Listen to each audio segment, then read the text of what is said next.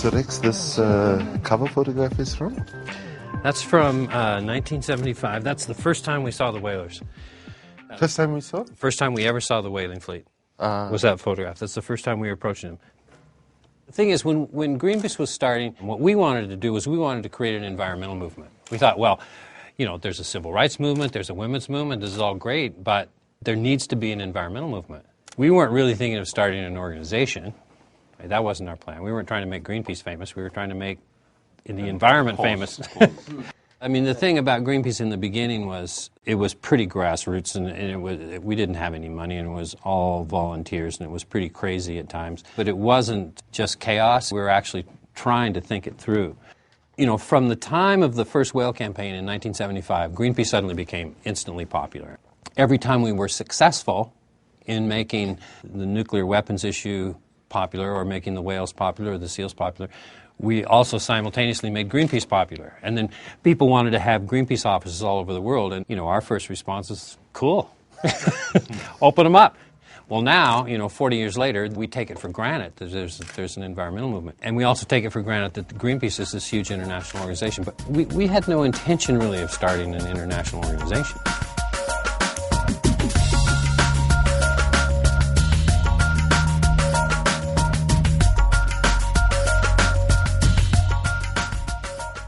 The fact that Rex and the founders were journalists is a really important part of the whole narrative of Greenpeace 40-year history. Most of the movements tend, because they didn't have communications people and didn't have media folks in the founding, tend to speak to themselves. Right, because you see the idea of direct action, which we got from the Quakers really and from Gandhi and from others, is the action has to speak for itself. When you get between a whaling boat and a whale, right, or when you sail a boat into a nuclear test zone, you want to create an action where anybody can see that photograph on the front page of their newspaper anywhere in the world and they can immediately understand what's going on. Because remember, I mean, the whole idea is to go directly to the consciousness of the public. You have to say things in a way that is going to help the person digest the idea that you're trying to say. And humor is one of them. Better to look silly sometimes and to even mock yourself and go, oh, you know, there we go again, you know, doing some crazy stunt, you know.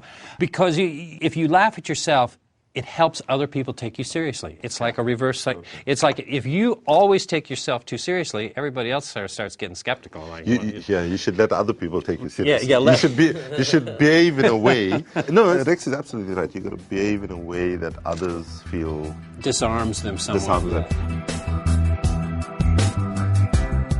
I've been saying in lots of media work and so on that, you know, the struggle for environmental justice is not a popularity contest. Right. It's about speaking truth to power. It's about bearing witness to what's happening, and it's about actually saying some really hard, uncomfortable facts, such as the waters are going black, the trees are disappearing, the fish are, you know, gone, either contaminated, gone, or poisoned. And when you put that kind of reality on the table, it tells us that we have to actually go back to the prophecy of the warriors of the rainbow, right? You know, we have reached that. The prophecy is with us now. Right.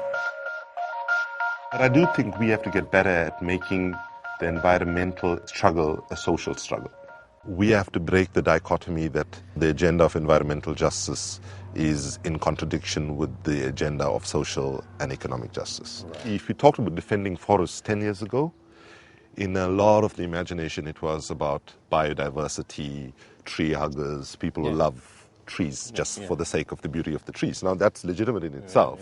But if we speak about defending the forests as critical to the livelihoods of people in the forests, critical for the lungs of the planet, and it affects everybody, then you can actually build a broader narrative that more people feel that they are stakeholders in the struggle. And if we had, you know, 100,000 local groups, they could be talking about what actions they can take on the environment in their communities, what actions they can take to lobby the local government. We have to not simply think out of the box, we must chuck the bloody box away and think in a very different way. The fact is, we have seen throughout even our own lifetimes, and well as human history, that we can actually go through these social transformations, which at one point we thought impossible. We've talked about Gandhi, we've talked about the women's movement, we've talked about civil rights movement and so forth. Before these movements happened, they seemed impossible. So sometimes it takes, centuries of people organizing around an idea, and then suddenly it happens, and it happens quickly. So this is where I hold out hope.